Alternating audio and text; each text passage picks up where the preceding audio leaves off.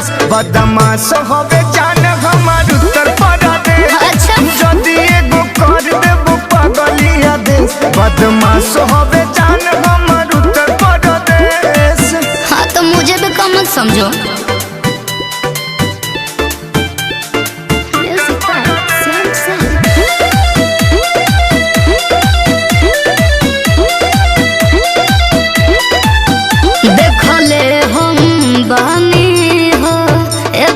बहुते रिया सब हार मानल बाटे सुनो हमारा हवेरिया। सुनो होइला काई पूरा हमार गोरिया बदमाशन के लागी बजार गोरिया।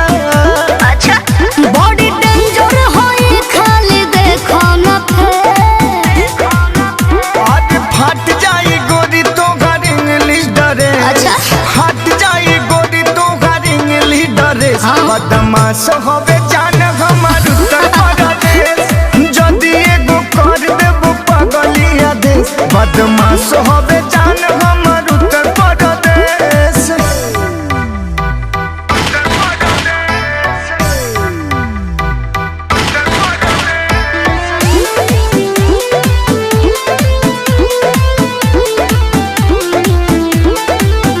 लुट जइबो ए बाबू जदि मारब हम ई नचनिया ना किनाई तू देखावो केतनो लाग।